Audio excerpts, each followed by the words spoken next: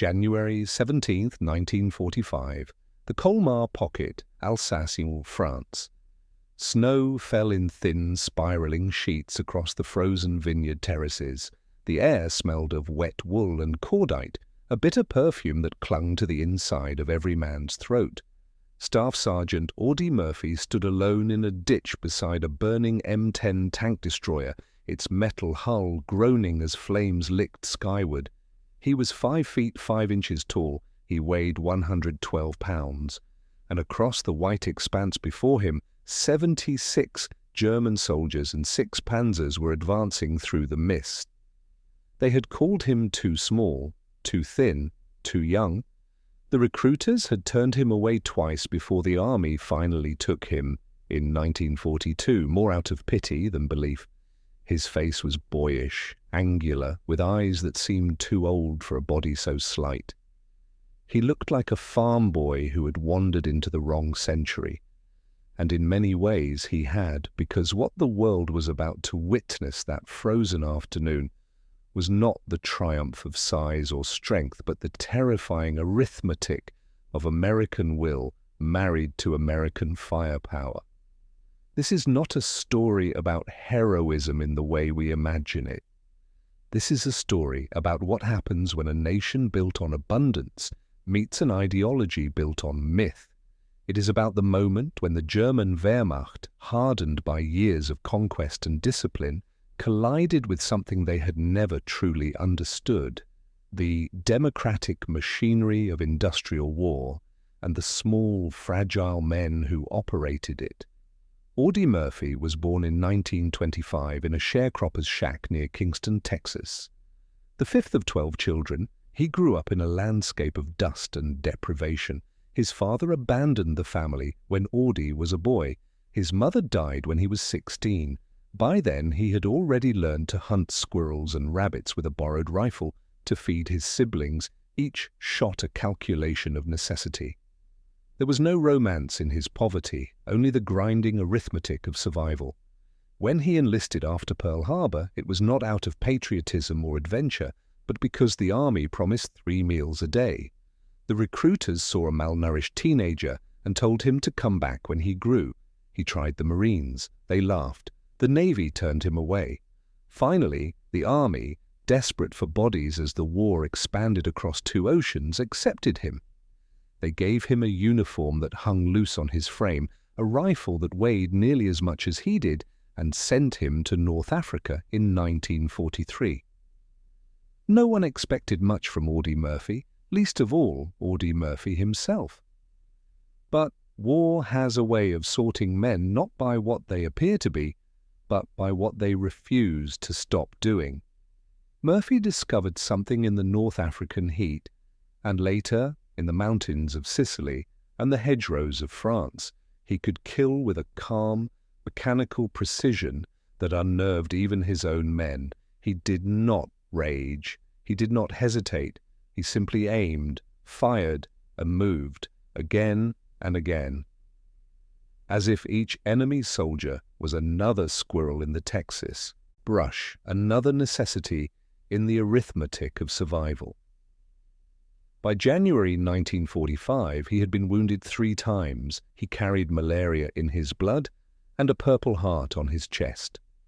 His company had been chewed to pieces in the Vosges Mountains. Most of the men he had trained with were dead, and yet he kept walking forward, kept pulling the trigger, kept surviving when survival seemed like a clerical error. The Germans, by contrast, had entered the war with something Murphy never possessed: certainty. They had been told they were superior, told their discipline, their training, their racial purity made them invincible. They had swept across Europe with a speed that seemed to confirm every promise the Reich had whispered. But by 1945, that certainty was cracking. The Eastern Front was collapsing. The Allies had landed in France. And now, in the frozen fields of Alsace, they faced an enemy they had underestimated for too long. They had expected American soldiers to be soft, cowardly, dependent on their machines. And in a way they were right. American soldiers were dependent on their machines. But that dependence was not weakness, it was doctrine. It was strategy. It was the terrifying realization that a nation which could produce 50,000 tanks and 300,000 aircraft could afford to give even its smallest soldier the destructive power of a god. The morning of January 26, 1945, began with fog. Murphy's unit, the 15th Infantry Regiment, 3rd Infantry Division, had been ordered to hold a position near the village of Holtzwihr. Intelligence reported German forces massing in the woods to the north. The ground was frozen solid. Visibility was less than 50 meters. Murphy's company had been reduced to 18 men. At 2 p.m., the Germans attacked. They came in waves, infantry supported by panzers, moving with the mechanical efficiency the Wehrmacht was famous for. Murphy ordered his men to fall back to a defensive line in the woods. He stayed forward, near the burning tank destroyer, using its .50 caliber machine gun to slow the advance. The weapon was a Browning M2, a piece of American engineering so reliable it had been in service since 1933 and would remain in service for the next century. It fired 800 rounds per minute. Each round weighed 4 ounces and could penetrate an inch of steel at 500 yards. Murphy climbed on to the burning tank destroyer. Smoke poured from the engine compartment. The metal was hot enough to blister skin. He did not care. He swung the machine gun toward the advancing Germans and opened fire. What happened next was recorded in after-action reports, witness statements, and eventually a Medal of Honor citation. For the next hour, Murphy stood alone on that burning vehicle, firing into the German ranks. He called in artillery strikes on his own position, adjusting fire even as shells landed meters away. He emptied belt after belt of ammunition, the barrel of the machine gun glowing red. German soldiers fell in rows, panzers turned back. Officers shouted orders that dissolved into confusion. The Germans had trained for many scenarios. They had not trained for this. A single American soldier, too small to be taken seriously, standing on a pyre of his own making, turning their advance into a slaughterhouse. By the time Murphy's ammunition ran out, 76 German soldiers were dead or wounded. 6 tanks had retreated. His company had held the line. And Murphy, his face blackened with soot, his hands blistered, his ears ringing, climbed down from the tank destroyer and walked back to his men as if he had done nothing more remarkable than check the perimeter. The German survivors would later describe the engagement with a kind of bewildered horror. They had been taught that victory came from discipline, from superior training, from the will to dominate. But Murphy had none of those things.